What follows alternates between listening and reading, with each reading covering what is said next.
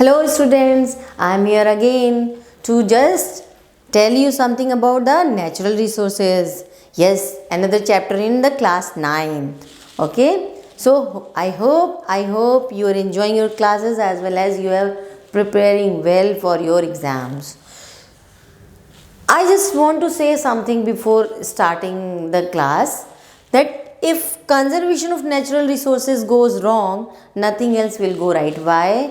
Because natural resources हमारे लिए बहुत बहुत इम्पॉर्टेंट है. इसकी इम्पोर्टेंस आप सबको डे बाई डे पता चल रही है. जब पॉल्यूशंस के बारे में बात होती है, जब हम ग्रीन हाउस इफ़ेक्ट की बात करते हैं, जब हम ये बात करते हैं कि जब जितनी भी हमारे जो रिसोर्सेज हैं वो डिप्लीट होते जा रहे हैं और उनको हम कैसे रिन्यूएबल कर सकते हैं. Right. So coming to the first slide of this, what exactly is the natural resources?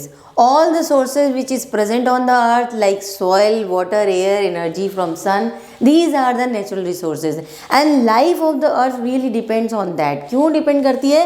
क्योंकि अगर हम सन हटा लें, हम इनमें से कोई भी चीज़ हटा लें, तो जाहिर सी बात है लाइफ इफेक्ट होगी और लाइफ रह ही नहीं जाएगी. फॉर एग्जाम्पल आप मून को देख लीजिए. क्या मून में कोई भी इनमें से कुछ चीज़ें मिसिंग है? तो क्या मून में लाइफ अभी है? अभी नहीं है ना. इसीलिए नहीं है क्योंकि ये चीज़ें वहाँ पर पूरी तरीके से एक प्रॉपर अमाउंट में प्रेजेंट नहीं है. Right. Uneven heating of air over land and water bodies causes winds. Right. Why it is causes winds? क्योंकि जो अनइवन हमारे टेम्परेचर्स हैं उनसे ही हमारी विंड्स बनती है. राइट. वाटर का जो इवेपोरेशन होता है वाटर बॉडीज से, सो उस वाटर बॉडी से जब इवेपोरेट होकर के वाटर जाता है ऊपर और वहाँ से कंडेंस होता है, तो किस फॉर्म में होता है? रेन के फॉर्म में. Right. That is known as rain. Pollution, exactly pollution क्या होता है? Pollution means any uneven unwanted thing which is really toxic for the human beings or for the living beings of for the earth in the earth, that is known as pollution. pollution कैसे कैसे हो सकते हैं? pollution air का pollution हो सकता है, pollution water का pollution हो सकता है और pollution कहाँ का हो सकता है? सॉइल का pollution हो सकता है. इन pollutions का बेसिकली जो इफ़ेक्ट आता है वो कहाँ आता है? चाहे वो एयर का हो, वाटर का हो या सॉइल का हो, ये क्या अफेक्ट करेगा? क्वालिटी ऑफ लाइफ अफेक्ट करता है. इसका बेस्ट एग्जाम्पल अगर आपने देखा हो तो अभी कोविड एरा में हमने बहुत कुछ देखा कि बहुत सारी चीज़ें, बहुत सारे व्हीकल स्टॉप हुए जिसकी वजह से हमारी एयर का जो पोल्यूशन है वो बहुत कम हुआ और वो सब ने फील किया. केवल मैंने नहीं या किसी और ने नहीं, सब ने फील किया. राइट. और उससे जो फ्रेश एयर आई उसका जो इफ़ेक्ट है वो भी फील किया. Right. So what exactly we need right now? what we need to conserve our natural resources. हमें कंजर्वेशन की क्यों ज़रूरत है? क्योंकि अगर हम कंजर्व नहीं करेंगे तो जाहिर सी बात है उन रिसोर्सेज को हम यूज़ करते जाएंगे और एक दिन ऐसा आएगा कि वो सारे रिसोर्सेज ख़त्म हो जाएंगे और उनके ख़त्म होने के साथ हमारी अर्थ की लाइफ भी ख़त्म हो जाएगी. Right. Because we are totally dependent on that. तो या तो हम उन्हें कंजर्व करें और ऐसे कंजर्व करें कि इन सस्टेनेबल मैनर में उसको रख सकें, हम उसको रीयूजेबल बना सकें. राइट.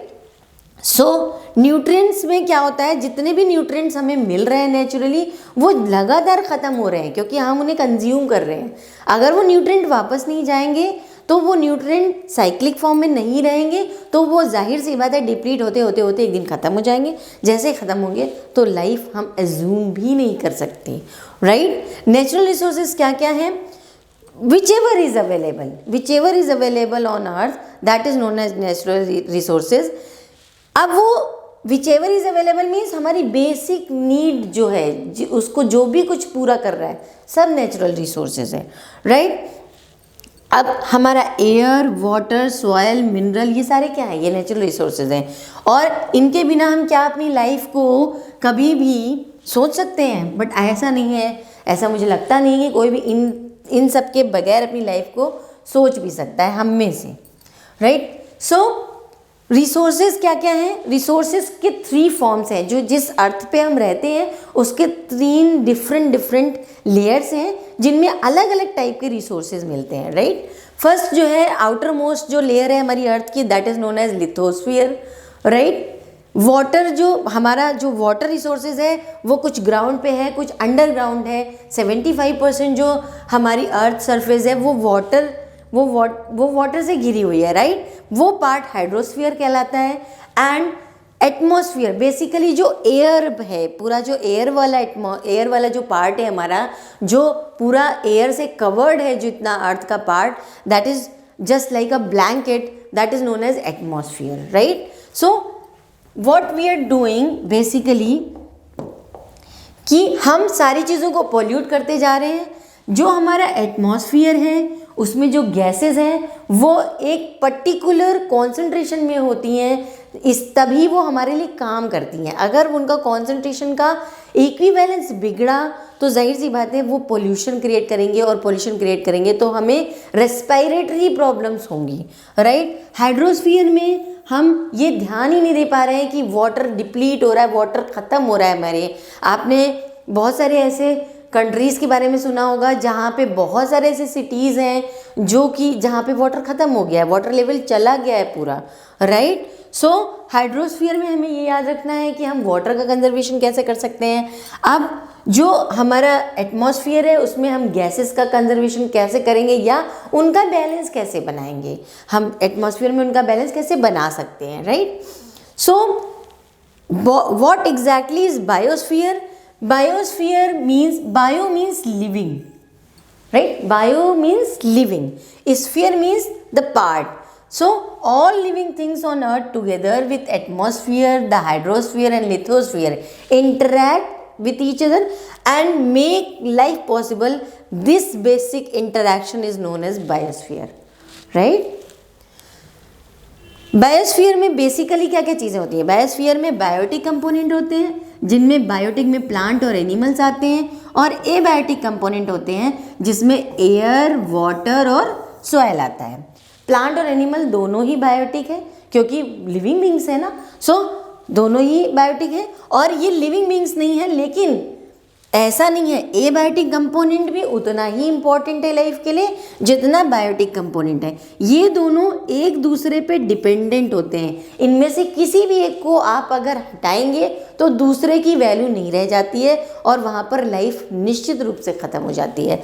सो हमें नेचुरल रिसोर्सेज में क्या याद रखना है कि हम नेचुरल रिसोर्सेज में किन किन चीज़ों को देख सकते हैं या किन किन चीज़ों के बारे में पढ़ सकते हैं और उनको कैसे कंजर्व कर सकते हैं। इस पूरे चैप्टर में आपको यही बात पढ़नी है, right. So what exactly is air? अगर हम बात करते हैं एबायोटिक फैक्टर की, एबायोटिक फैक्टर में अगर हम बात करें एयर की, तो एयर क्या है?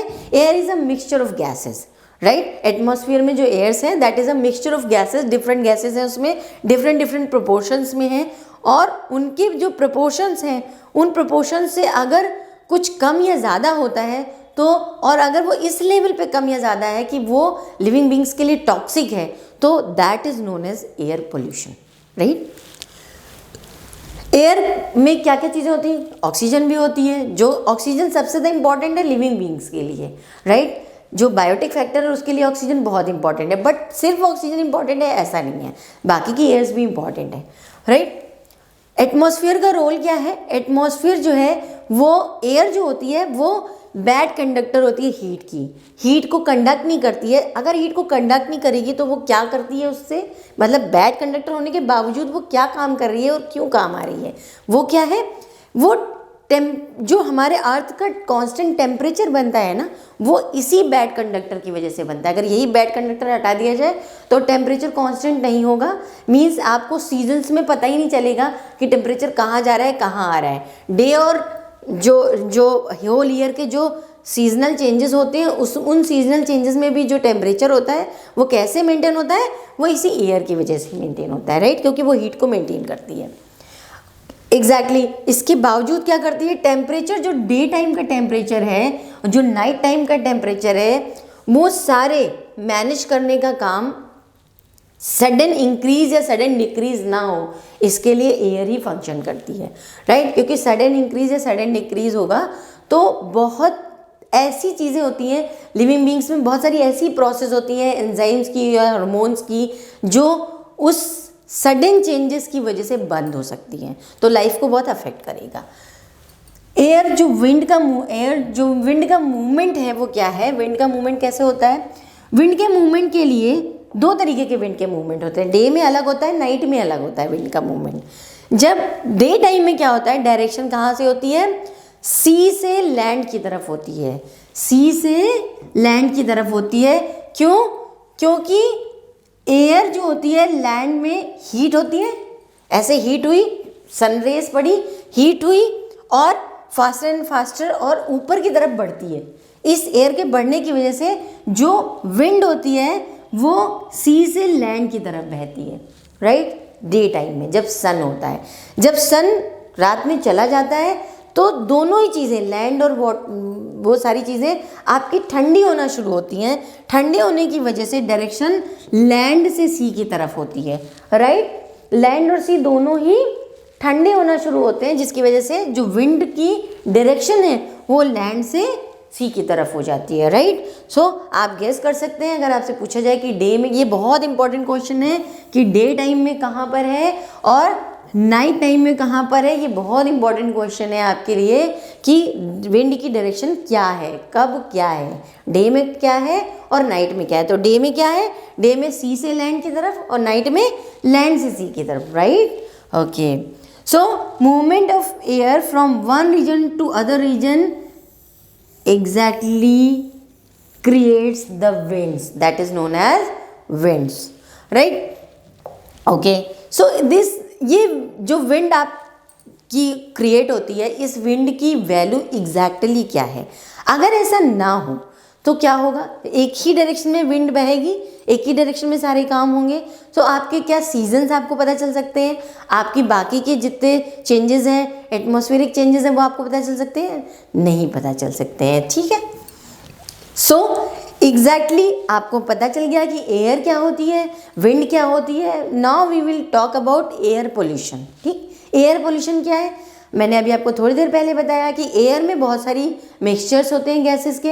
अगर वो गैसेस मिक्सचर्स के कहीं पर उनके जो भी उनका परसेंटेज है एयर में, अगर वो कहीं पे भी इफ़ेक्ट हो रहा है या कम या ज़्यादा हो रहा है और इस लेवल पे कम ज़्यादा हो रहा है कि वो लिविंग बींग्स की लाइफ को अफेक्ट कर रहा है, तो that is known as air pollution, right?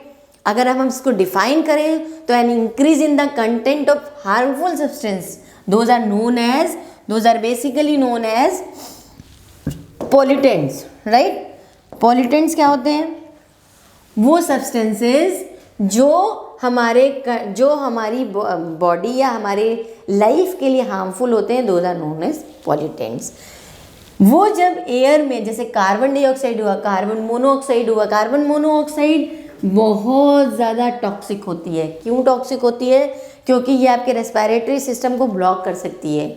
अगर कार्बन मोनोऑक्साइड बहुत ज़्यादा आपने ले लिए, इनहेल कर लिए, तो आप दम घुटने से मर सकते हैं, राइट? इसलिए बहुत ज़्यादा ध्यान रखना होता है। इसीलिए कहा जाता है, इसका एक बहुत अच्छा एग्जाम्पल आपने कभी सुना होगा या पढ़ा होगा कि जब आप कोयला जला करके सोते हैं, ठंडियों में कुछ लोग कोयले की सिकड़ी जला के घर में सोते हैं, तो उनमें सारे खिड़की दरवाजे बंद करके नहीं सोना चाहिए। क्यों?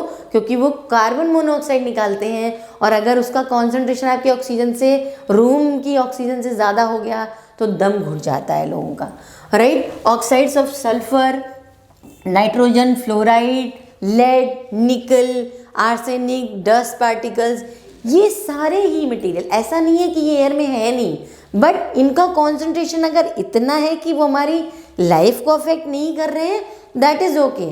अगर वो हमारी लाइफ को अफेक्ट कर रहे हैं और टॉक्सिक है हमारे लिए, that is known as pollution, right? और ये जिसकी वजह से हो रहा है, that is known as pollutants, right? Air pollution basically क्या क्या कर सकता है? ह्यूमंस में रेस्पिरेटरी और रीनल प्रॉब्लम्स क्रिएट कर सकता है।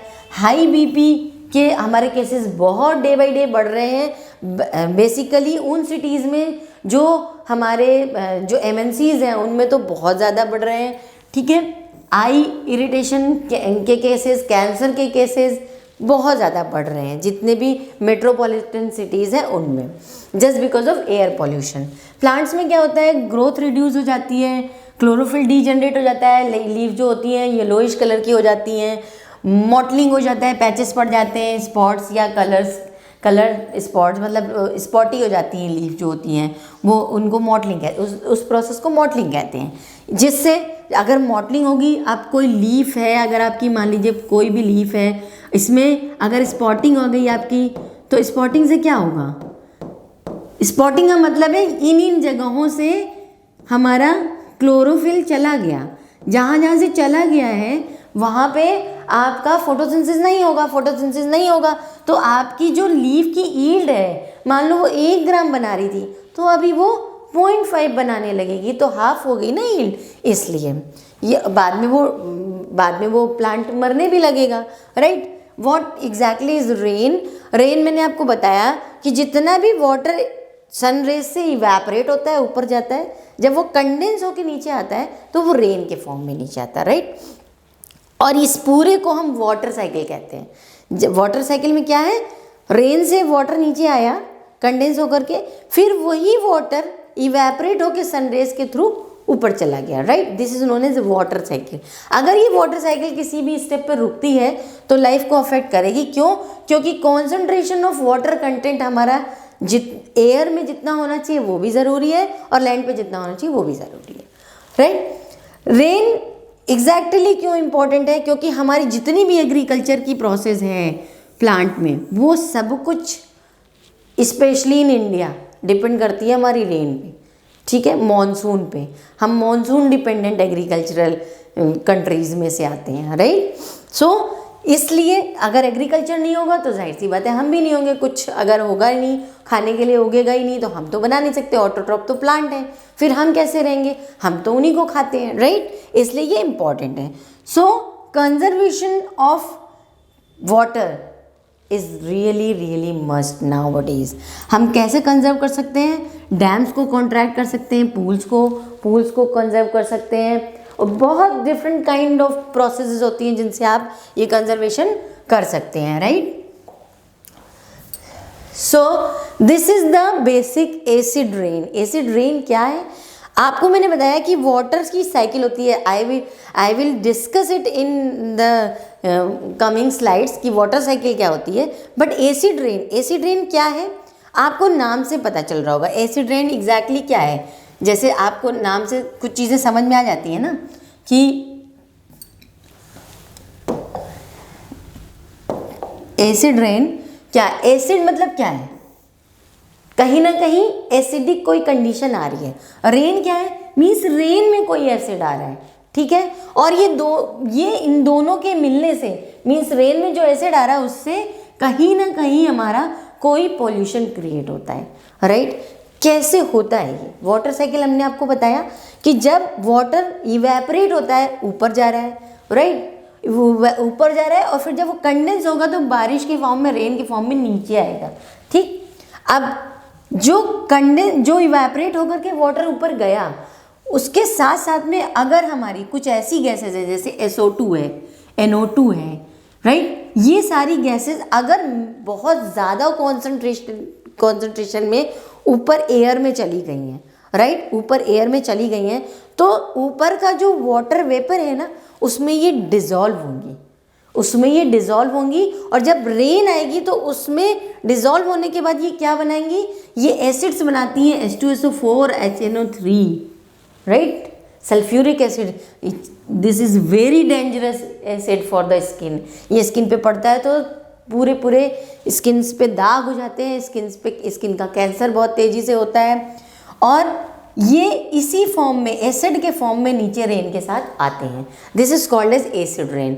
एसिड रेन बेसिकली क्या होती है कि जब इन गैसेस का NO2 और SO2 का कॉन्सेंट्रेशन बहुत ज़्यादा बढ़ जाता है तो ये एसिड के फॉर्म में रेन में नीचे आने लगते हैं, और जब रेन में एसिड आएगा तो वो रेन का पानी जहाँ जहाँ पड़ेगा वहाँ पे जो भी लाइफ होगी, जो भी लिविंग ऑर्गेनिज्म होगा, उनको ये निश्चित रूप से अफेक्ट करेगी, राइट। ग्रीन हाउस इफेक्ट क्या है? Green house effect is another effect of air pollution. Air pollution के बारे में हम बात कर रहे हैं। एयर पोल्यूशन में हमने आपको बताया कि अगर गैसेस जो भी हमारे एटमॉस्फेयर में गैसेज हैं, अगर उनका कॉन्सेंट्रेशन इतना घटता बढ़ता है कि वो टॉक्सिक हो रहा है तो वो एयर पोल्यूशन है। उसका जो बेसिक इफेक्ट दिखा वो हमें ग्रीन हाउस इफेक्ट में हम पढ़ते हैं। बेसिकली ग्रीन हाउस इफेक्ट है क्या?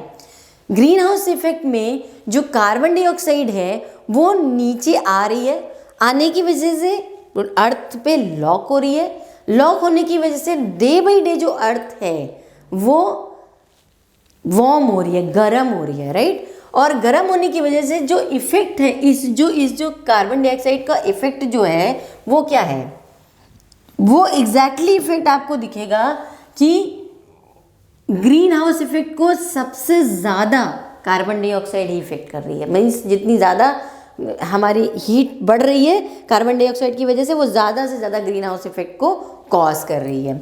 और ग्लोबल वार्मिंग आपने देखा है कि इस समय बहुत जो सीजन्स हैं उसमें वार्मिंग की कंडीशन बहुत ज़्यादा होने लगी है।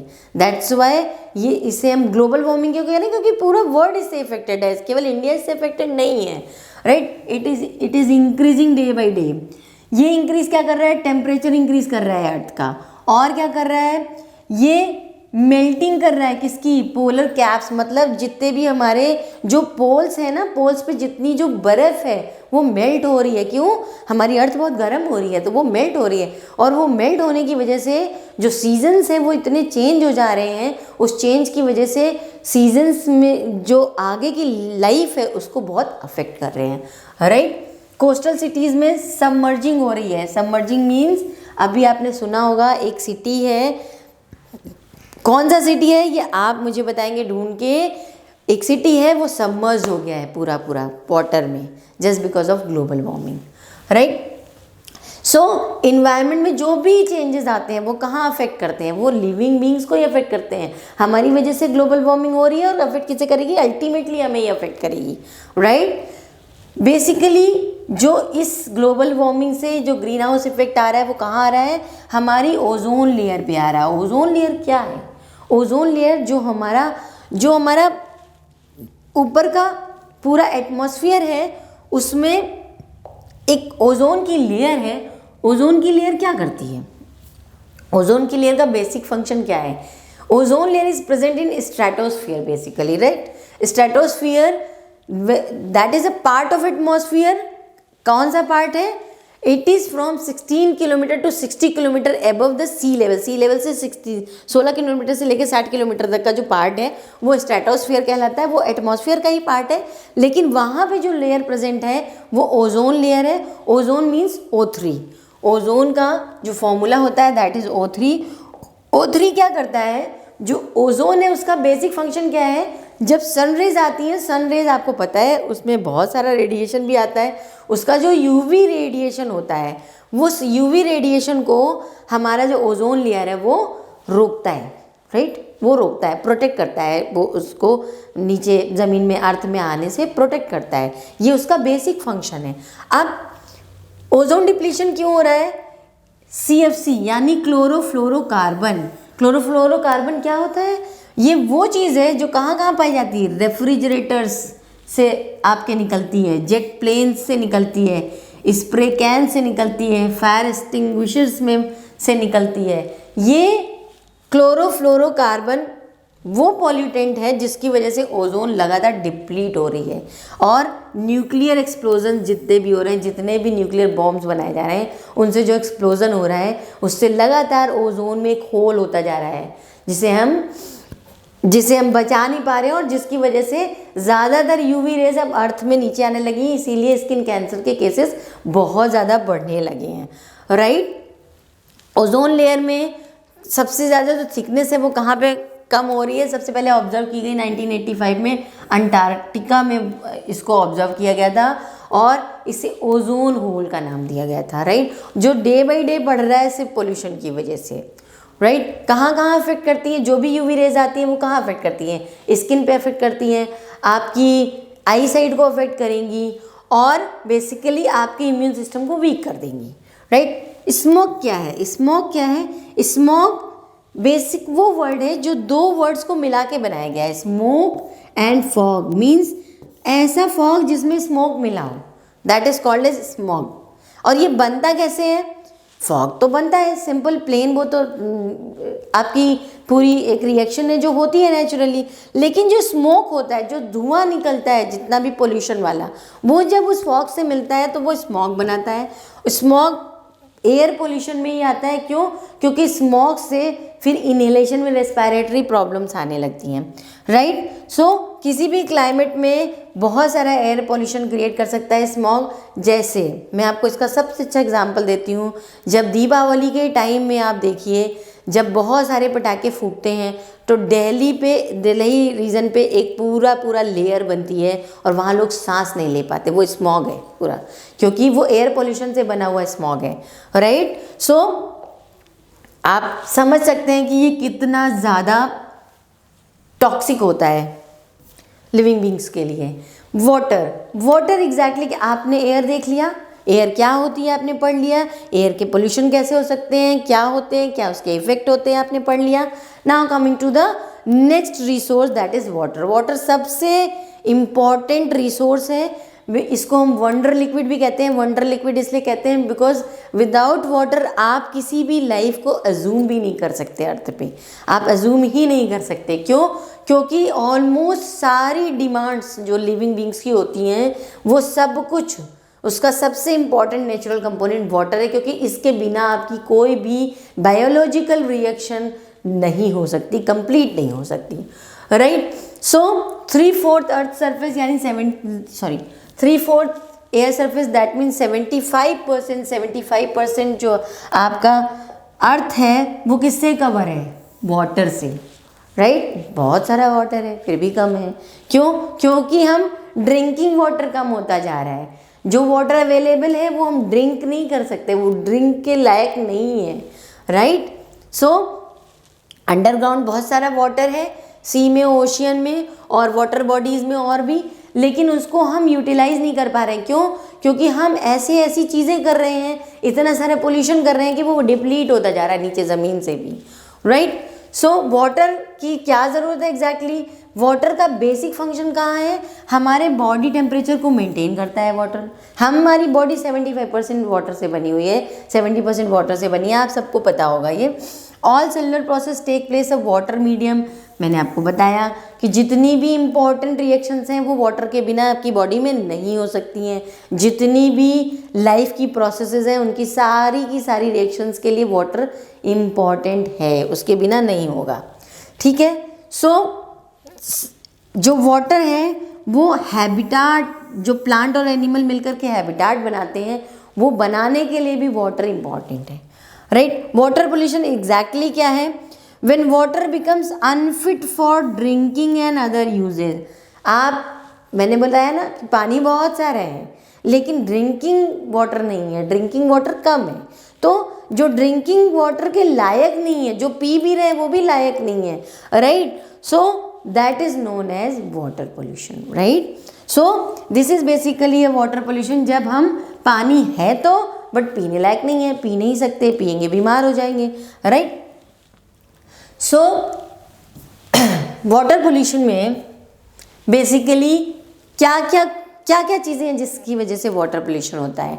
इंडस्ट्रीज़, जब जितनी भी हमारी इंडस्ट्रीज़ हैं अगर वो अपना सारा वेस्ट मटेरियल वाटर में छोड़ती हैं तो पोल्यूशन होगा, क्योंकि उसमें जो हमारा केमिकल पोल्यूशन है या डिफरेंट काइंड ऑफ पोल्यूशन है, ऑयल पोल्यूशन है, वो बढ़ेगा उसमें, राइट। हम क्लॉथ वॉशिंग में जो हमारे डिटर्जेंट वगैरह हैं वो अगर हमारे वाटर बॉडीज़ में मिल रहे हैं जहाँ से हम पीने का पानी ले रहे हैं तो हमारा वाटर पॉल्यूटेड हो जाएगा, राइट। केमिकल्स वाटर फील्ड में जब हम स्प्रे करते हैं, जहाँ पे हम एग्रीकल्चर कर रहे हैं, अगर हम वहाँ पे भी स्प्रे कर रहे हैं तो रेन वाटर के थ्रू वो पूरा केमिकल बह करके कहाँ जाएगा? वाटर बॉडीज़ में ही जाएगा, राइट। वो भी पॉल्यूट करेगा, ठीक। हाउस होल्ड्स वेस्ट और या इंडस्ट्रियल वेस्ट हो, दोनों ही अगर वो जा रहे हैं वाटर बॉडीज़ में तो वो भी पॉल्यूशन क्रिएट करेंगे, राइट। सो बेसिकली इस वाटर पोल्यूशन की वजह से जो प्रॉब्लम आ रही है वो कहाँ आ रही है? हमारे लिविंग प्रोसेस में प्रॉब्लम आ रही है। हम पानी पी तो रहे हैं बट वो पोल्यूटेड है, इसलिए हम ज़्यादा बीमार होंगे, right. Now coming to the next resource, that is the soil,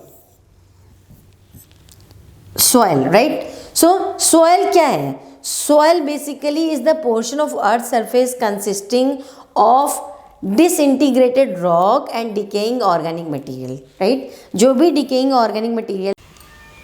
So now coming to the next resource, that is the soil. What exactly is the soil? Soil basically earth surface पे पाए जाने वाले वो material है जो organic material के decay से बनते हैं या रॉक से, जो रॉक्स होती हैं बड़ी बड़ी, जब वो टूटती हैं तो वो सॉइल बनाती हैं, छोटे छोटे छोटे छोटे उनके पार्टिकल्स में टूट जाती है, that forms the rocks, right.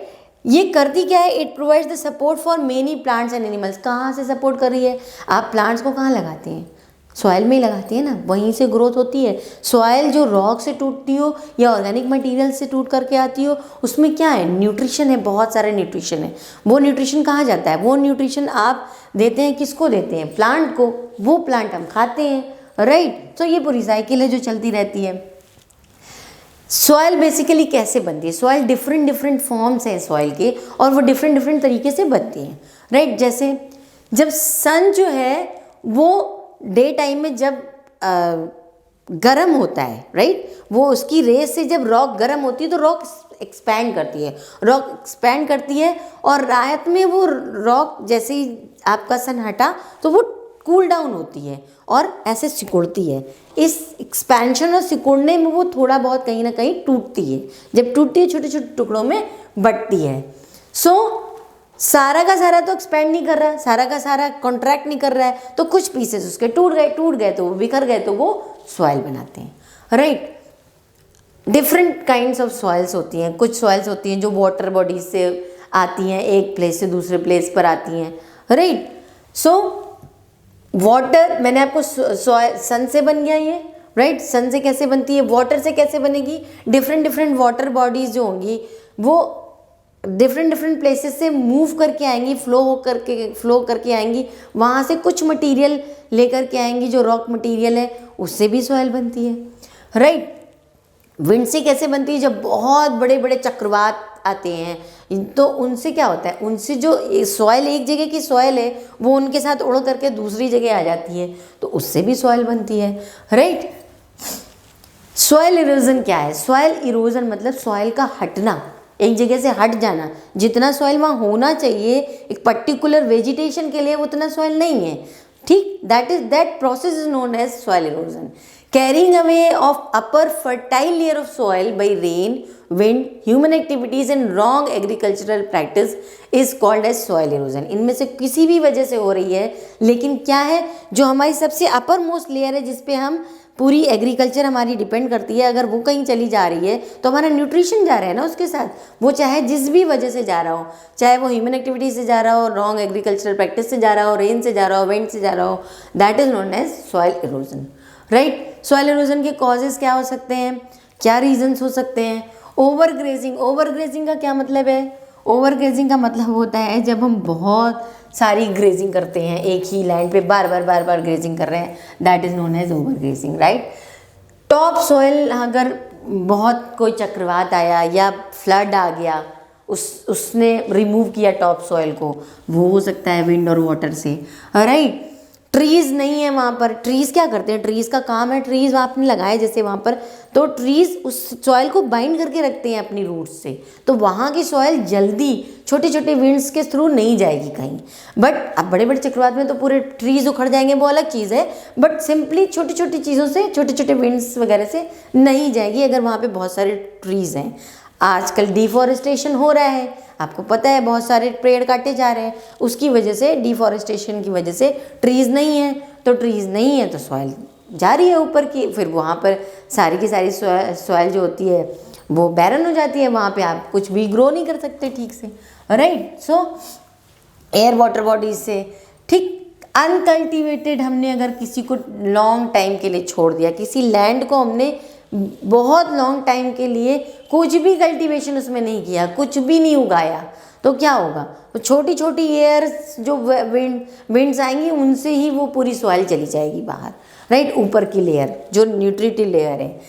Okay, so these are the basic resources water, air and soil, right. अब ये जो बेसिक रिसोर्सेज हैं जिनको हम कंजर्व कर सकते हैं, उनके लिए हमें ये जानना ज़रूरी है कि वो बेसिक रिसोर्सेज कैसे रिसाइकिल हो रहे हैं। हमारी पूरी जो अर्थ है उस पर रिसाइकलिंग कैसे होती है इन सारी चीज़ों की, चाहे वो कोई एयर कंटेंट हो, चाहे वो कोई वाटर हो, चाहे वो कोई सॉइल हो, राइट। वो कैसे पूरी की पूरी रिसाइकिल होती है, उस किस किस फॉर्म में कहाँ कहाँ जाती है और कहाँ कहाँ से वापस आती है हमारे अर्थ पे, right. That is known as biogeochemical cycles. Bio means living beings, right.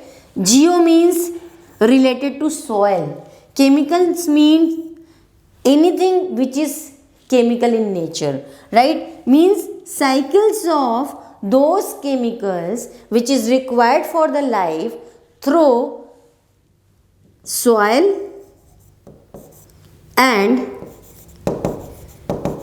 living beings.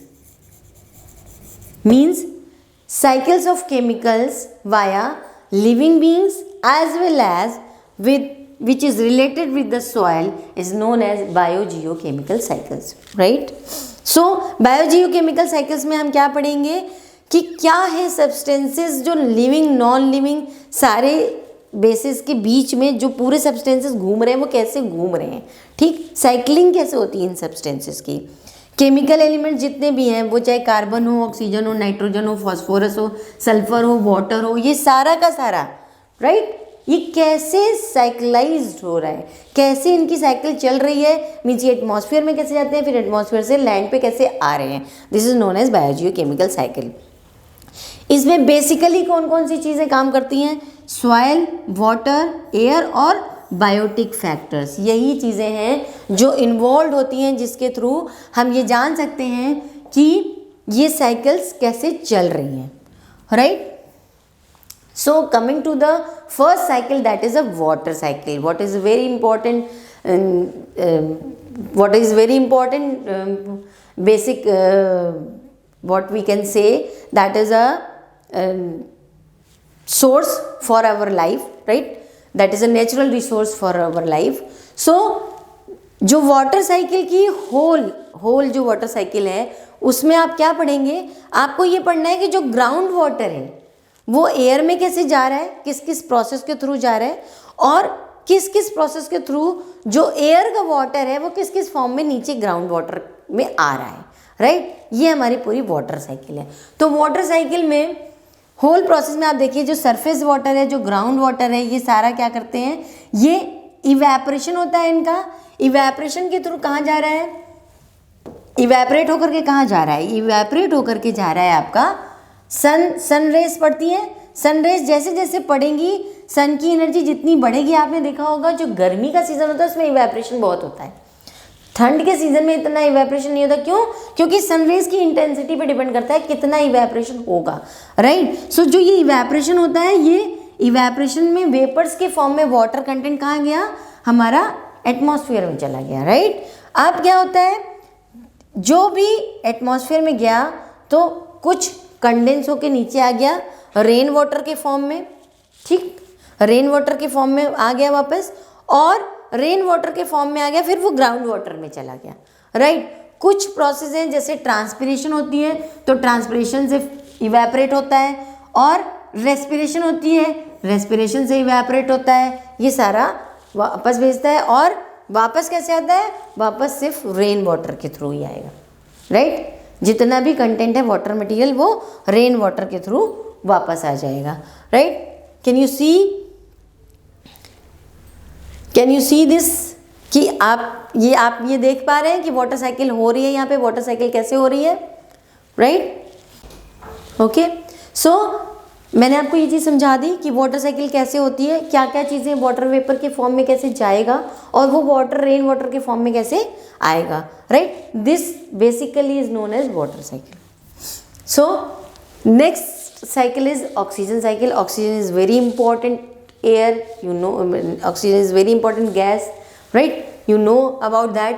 Oxygen कैसे जाती है, ऑक्सीजन का जो रिसाइकलिंग होता है वो कैसे होता है, एटमॉस्फेयर को ऑक्सीजन जो है वो किस फॉर्म में नीचे आएगी, हम ऑक्सीजन लेते हैं रेस्पिरेशन में, सारे लिविंग बींग्स रेस्पिरेशन में ऑक्सीजन लेते हैं, इनहेल करते हैं, और कार्बन डाइऑक्साइड निकालते हैं, राइट। सो रेस्पिरेशन के थ्रू हम सारे ही लोग लेते हैं ऑक्सीजन को, और चाहे जो भी लिविंग बीइंग होंगे वो सब रेस्पिरेशन के थ्रू लेंगे। रेस्पिरेशन के थ्रू लेने के बाद जो भी ऑर्गेनिक मॉलिक्यूल होता है, ऑर्गेनिक मॉलिक्यूल क्या होता है, जैसे हमने कुछ भी खाया, मैंने आपको बताया था ग्लाइकोलिसिस के टाइम पे कि जितना भी कुछ हमने खाया वो हमारा ग्लूकोज के फॉर्म में फिर टूटता है, ब्रेकडाउन होता है ग्लूकोज का, वो that is known as organic molecule.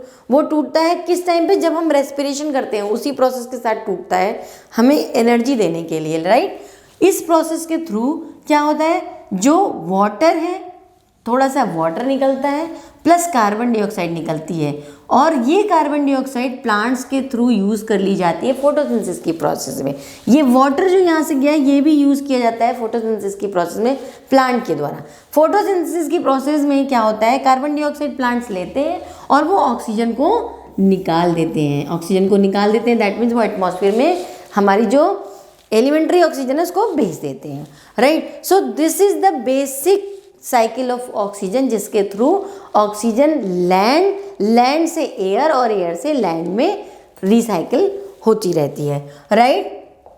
I hope you are understanding कि मैं आप सबको क्या समझाने की कोशिश कर रही हूँ कि ऑक्सीजन की साइकिल में क्या क्या चीज़ें इंपॉर्टेंट है। बायोटिक और एबायोटिक फैक्टर दोनों काम करते हैं, और वो दोनों ही जब काम करते हैं तब ऑक्सीजन लैंड से एयर और एयर से लैंड में आती जाती रहती है, राइट। सो परसेंटेज कितनी होती है ऑक्सीजन की, 21% होती है एयर में, और जो साइक्लिक प्रोसेस होती है इसकी लिविंग और नॉन लिविंग के बीच, that is known as oxygen cycle. जब कोई भी डेड ऑर्गेनिज्म होता है वो डिकम्पोज होता है तो ऑक्सीजन एटमॉस्फेयर से लेता है। डिकम्पोजिशन में भी ऑक्सीजन, जो एरोबिक बैक्टीरिया होते हैं वो एयर लेते हैं, राइट। रेस्पिरेशन में भी ऑक्सीजन ली जाती है, CO2 और वाटर बनता है, बट कार्बन डाइऑक्साइड और वाटर जो होता है वो वापस से ग्रीन प्लांट यूज़ करते हैं और ऑक्सीजन निकाल देते हैं, ठीक। Now coming to the carbon cycle. Carbon cycle में क्या होता है, जो कार्बन साइकिल है, कार्बन की परसेंटेज क्या है हमारे एयर में, 0.03 से 0.04% होती है टोटल एयर की, राइट। लेकिन कार्बन बहुत इंपॉर्टेंट है। क्यों इंपॉर्टेंट है, क्योंकि आपकी बॉडी के ऐसे बहुत सारे पार्ट्स हैं, बहुत सारे मॉलिक्यूल्स हैं, बायोमॉलिक्यूल्स हैं जो कार्बन के बिना बन ही नहीं सकते, राइट। सो बहुत इंपॉर्टेंट पार्ट है आपकी बॉडी का, आपके लिविंग बींग्स का, और उसकी वजह से इसकी साइकिल्स को पढ़ना बहुत ज़रूरी है, राइट। कार्बन की जो साइकिल होती है उसमें 3 बेसिक स्टेप्स होते हैं कार्बन की साइकिल के लिए। पहले स्टेप क्या होता है, कार्बन डाइऑक्साइड, हमने आपको बताया कि हम रेस्पिरेशन में कार्बन डाइऑक्साइड निकालते हैं, जितने भी लिविंग बींग्स हैं वो ऑक्सीजन लेते हैं और कार्बन डाइऑक्साइड निकालते हैं। अब ये जो कार्बन डाइऑक्साइड एटमॉस्फेयर में जाती है, ये कार्बन डाइऑक्साइड प्लांट्स पकड़ते हैं, उसको किस फॉर्म में चेंज करते हैं, फोटोसिंथेसिस करते हैं, ग्लूकोज बनाते हैं, राइट। सो जब वो ग्लूकोज बनाते हैं तो ग्लूकोज बना करके किसको देते हैं, हम ही तो देते हैं, हम ही तो खा रहे हैं, ज़्यादा प्लांट जितने हम लोग खाते हैं, राइट। ये ग्लूकोज जो है वो कौन खा रहा है, हम ही तो खा रहे हैं। सनलाइट की प्रेजेंस में ये पूरी प्रोसेस होती है जिसको हम फोटोसिंथेसिस कहते हैं। अब क्या है, प्लांट और एनिमल जो है वो इन कार्बोहाइड्रेट को दोनों ही खाते हैं, प्लांट खुद भी खाता है, राइट। और एनर्जी रिलीज होती है जब ये ब्रेक डाउन होता है, इस पूरे कार्बोहाइड्रेट का जो इसमें बना है जिसको हम खा रहे हैं, उससे एनर्जी रिलीज होती है ब्रेकडाउन से, और कार्बन डाइऑक्साइड रिलीज होती है, राइट। क्या हुआ, कार्बन डाइऑक्साइड आई ग्लूकोज के फॉर्म में किसके पास, हमारे पास, हमने ब्रेकडाउन किया, वापस क्या किया, कार्बन डाइऑक्साइड, राइट, हमने वापस कर दिया।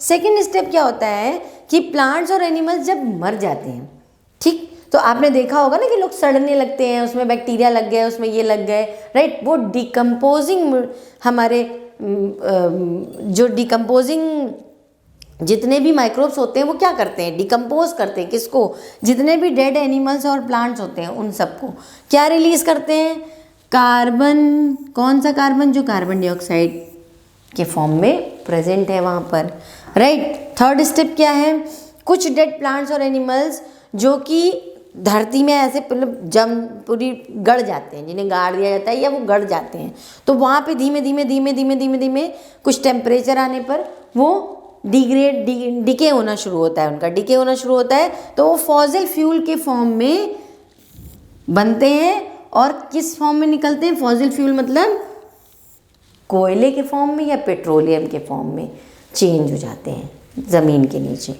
राइट। फ्यूल्स को जब हम बर्न करते हैं, कोई भी फ्यूल हो, आप लकड़ी बर्न कर रहे हैं, आप कोयला बर्न कर रहे हैं, तो आप क्या निकाल रहे हैं? कार्बन डाइऑक्साइड निकाल रहे हैं, राइट। इसके थ्रू कार्बन डाइऑक्साइड जा कहाँ रही है? एटमॉस्फेयर में जा रही है, राइट। ये रही आपकी कार्बन साइकिल। क्या हो रहा है? CO2 है, CO2 को फोटोसिंथेसिस के थ्रू किसने लिया? प्लांट ने लिया। सनलाइट की प्रेजेंस में उसने ग्लूकोज बनाया, ऑर्गेनिक कार्बन बनाया।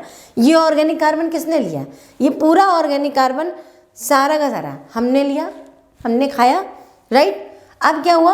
हमने खाया, फिर जितने भी डेड ऑर्गेनिजम्स हैं, वेस्ट प्रोडक्ट्स हैं, वो सब फॉसिल फ्यूल्स बनाते हैं जो ज़मीन के नीचे चले गए। जब वो ज़मीन के नीचे नहीं गए हैं, यहीं पर हैं, तो यहाँ से फिर CO2 के फॉर्म में ऊपर चले जाएंगे, राइट। जितने भी ऑटो फैक्ट्रीज वगैरह के जितनी भी गैसेस निकलती हैं, उसमें भी कार्बन का कुछ फॉर्म होता है कार्बन डाइऑक्साइड का, वो किसी कार्बन मोनोऑक्साइड के फॉर्म में निकल जाती है, कभी कार्बन डाइऑक्साइड के फॉर्म में निकल जाती है। ये पूरा जो आपको दिख रहा है, ये कार्बन का साइकिल है, right. Coming to the nitrogen cycle, most important cycle. This is also a most important cycle. Why this is important?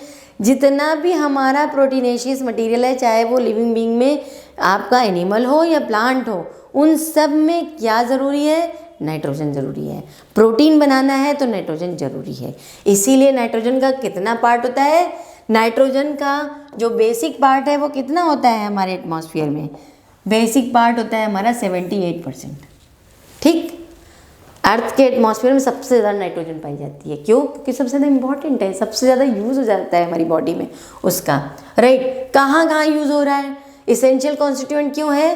क्योंकि प्रोटीन बनाएंगे तो आपको नाइट्रोजन की ज़रूरत है आपकी बॉडी में, न्यूक्लिक एसिड बनाएंगे तो नाइट्रोजन की ज़रूरत है, DNA यानी आपका जेनेटिक मटेरियल बनाएंगे तो नाइट्रोजन की ज़रूरत है, RNA बनाएंगे तो नाइट्रोजन की ज़रूरत है, विटामिन्स बनाएंगे तो नाइट्रोजन की ज़रूरत है, क्लोरोफिल बनाएंगे तो नाइट्रोजन की ज़रूरत है। सो जितने भी मोस्ट इम्पॉर्टेंट मॉलिक्यूल्स हैं आपकी लाइफ के, उनमें नाइट्रोजन की ज़रूरत है। इसलिए नाइट्रोजन साइकिल बहुत इम्पॉर्टेंट है और बहुत ज़्यादा इम्पॉर्टेंट है एग्ज़ाम्स के लिए, बहुत पूछी जाती है, ठीक। अब नाइट्रोजन साइकिल में बेसिकली क्या चीज़ है? कोई भी साइकिल आप सीख रहे हैं तो उस साइकिल में क्या सीखें? लैंड पे वो चीज़ कैसे मौजूद है और लैंड से वो कैसे जा रही है एटमॉस्फेयर में, एटमॉस्फेयर से वापस कैसे आ रही है। यही 2-3 चीज़ें आपको सीखनी है, right. So nitrogen fixing bacteria होते हैं। जो नाइट्रोजन, जो एलिमेंट्री नाइट्रोजन होती है ना, उसको हम ले नहीं सकते कोई भी लिविंग बीइंग। हाँ, ऐसा नहीं है जब हम इनहेल करते हैं तो हमारे अंदर एयर जा रही है तो उसमें नाइट्रोजन नहीं जा रहा, सब कुछ जा रहा है, बट हम उसको यूज़ नहीं कर सकते, हमारी बॉडी उसको यूज़ नहीं कर सकती। हम फिक्स्ड नाइट्रोजन यूज़ कर सकते हैं केवल। उनको फिक्स्ड करने के लिए किसकी ज़रूरत है? फिक्स्ड करने के लिए माइक्रोब्स की ज़रूरत होती है। कौन से माइक्रोब्स की ज़रूरत होती है? सिम्बायोटिक एसोसिएशन पाया जाता है कुछ में। जैसे कौन कौन से माइक्रोब्स हैं जिनकी सबसे ज़्यादा ज़रूरत है इसको फिक्स करने के लिए, राइट। राइजोबियम, राइजोबियम आपने सुना होगा। अगर आप में से किसी ने सुना है, नहीं सुना है तो मैं बताती हूँ। वो सिम्बायोटिक एसोसिएशन करते हैं किसके साथ? जो रूट नोड्यूल होती है, जो लेग्यूम्स होती है, दालों की जो रूट होती है ना, उसमें लेग्यूमिनस प्लांट्स के साथ वो सिम्बायोसिस शो करते हैं। What is symbiotic association? Symbiotic association means give and take policy, right. जब कोई दो डिफरेंट ऑर्गेनिज्म एक दूसरे के साथ एक म्यूचुअल अंडरस्टैंडिंग के साथ रहते हैं, एक दूसरे को फायदा पहुंचाते हैं, that relationship is known as symbiotic association, right. So हम नोड्यूल फॉर्मेशन में क्या देखते हैं? प्लांट जो है वो क्या दे रहा है राइजोबियम को? वो प्लेस दे रहा है, उसको रहने के घर दे रहा है, राइट। घर दे रहा है, न्यूट्रिशन दे रहा है। और राइजोबियम क्या करता है? राइजोबियम उसके सॉइल को में जितनी भी नाइट्रोजन है उसको फिक्स करके दे रहा है ताकि वो नाइट्रोजन वो अपनी ग्रोथ के लिए यूज़ कर पाए, अपने प्रोटीन के लिए यूज़ कर पाए, राइट। फिर जो बैक्टीरिया है एटमॉस्फेरिक नाइट्रोजन को क्या करता है? अमोनिया में चेंज करता है। ये अमोनिया प्लांट के द्वारा यूज़ की जाती है। फिर प्लांट फिक्स करता है अपनी बॉडी में प्रोटीन्स के लिए इसको। नाइट्रोजन फिक्सिंग बैक्टीरिया कैसे होते हैं? फ्री लिविंग भी होते हैं, सिम्बायोटिक भी होते हैं। सिम्बायोटिक मैंने आपको बता दिया, रूट नोड्यूल में पाए जाते हैं। कुछ फ्री लिविंग भी होते हैं, एजिटोबैक्टर वगैरह, ठीक है। दोनों मिलकर के अप्रॉक्सीमेट 90% नाइट्रोजन फिक्स करते हैं, फ्री लिविंग भी और नाइट्रोजन फिक्सिंग हमारे सिम्बायोंट भी, ठीक। लाइटनिंग जो है, लाइटनिंग बेसिकली लाइटनिंग जो होती है नाइट्रोजन फिक्सेशन में बहुत इंपॉर्टेंट रोल प्ले करती है। क्यों? क्योंकि टेम्परेचर बेसिक, टेम्परेचर ये इस बात को डिसाइड करता है कि जो हमारा नाइट्रेट्स या नाइट्राइट्स बन रहे हैं वो बनेंगे कि नहीं बनेंगे, उसके लिए टेम्परेचर, एक फिक्स टेम्परेचर की ज़रूरत होती है, राइट। फिर ये जो नाइट्रेट और नाइट्राइट्स बनते हैं इस अमोनिया से, वो डिज़ोल्व होते हैं वाटर में डिज़ोल्व होकर के बाद में प्लांट्स और एनिमल्स उसको ले लेते हैं और उसको यूज़ कर सकते हैं। मींस वो नाइट्रेट्स और नाइट्रेट्स यूज़ कर सकते हैं, बट वो फ्री नाइट्रोजन यूज़ नहीं कर सकते। और फ्री नाइट्रोजन को फिक्स कौन कर सकता है?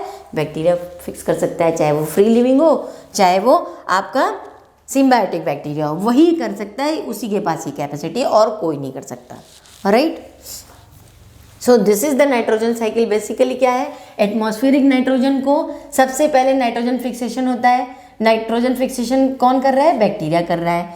इसमें नाइट्रिफिकेशन होता है, एटमॉस्फेयर और इंडस्ट्रियल फिक्सेशन होता है, अमोनिफिकेशन की प्रोसेस होती है जिससे अमोनिया बनता है, राइट। अमोनिया से नाइट्राइट बनता है, नाइट्राइट से नाइट्रेट बनता है। हम सिर्फ नाइट्रेट ले सकते हैं, हम ना नाइट्राइट को यूज़ कर सकते हैं ना अमोनिया को अमोनिया तो टॉक्सिक होती है लिविंग बींग्स के लिए, अमोनिया को भी यूज़ नहीं कर सकते और हम एटमॉस्फेरिक नाइट्रोजन को भी यूज़ नहीं कर सकते, राइट। ये नाइट्रिफिकेशन एंड डीनाइट्रेट, फिर नाइट्रेट से डीनाइट्रिफिकेशन होता है जिससे हमारी फ्री नाइट्रोजन बनती है जो एटमॉस्फेयर में वापस चली जाती है, राइट। यहाँ प्रोटोप्लाज्म जो ग्रीन प्लांट्स है उससे एनिमल्स में आता है, ग्रीन प्लांट्स को हम खाते हैं तो नाइट्रोजन हमारे पास आता है। वहाँ से हम जो एक्सक्रीटा निकालते हैं वो पूरा अमोनिया के फॉर्म में निकलता है, राइट। वो अमोनिया के फॉर्म में निकलेगा तो वापस से अमोनिया से नाइट्रेट बनेगा, नाइट्राइट से नाइट्रेट बनेगा, right. This is called as nitrogen cycle. I hope you all understand what I am just trying to convey, that nitrogen cycle is very much important for your exams in 9th class, right. इसमें 3 process कौन सी हैं? जो basic 3 process हैं ये है आपकी ammonification और ammonification का क्या मतलब है? इस प्रोसेस में it is the process by which soil bacteria decompose dead organic matter and release ammonia into the soil. जब सॉइल में अमोनिया निकालेगा that process is known as ammonification. Nitrification क्या है? Nitrification that means it is the process by which ammonia is converted to nitrite and nitrate. जब ammonia को nitrite और nitrate में हम चेंज करते हैं तो वो प्रोसेस नाइट्रिफिकेशन कहलाती है। अब डीनाइट्रिफिकेशन क्या है? जो नाइट्रेट बना ये वापस से एलिमेंट्री नाइट्रोजन में कैसे चेंज होगा, इस प्रोसेस को हम डीनाइट्रिफिकेशन कहते हैं, राइट। जिसके थ्रू हमारी एटमॉस्फेरिक नाइट्रोजन वापस एटमॉस्फेयर में जाएगी। So these are the biogeochemical cycles and now we are at the end of this chapter. So I hope all the students have enjoyed the class as well as they have really know about the natural resources. Now they can explain anything and everything about it, right? You can explain, right? So if you have any kind of problems, any kind of questions, please write to me. Good day and goodbye.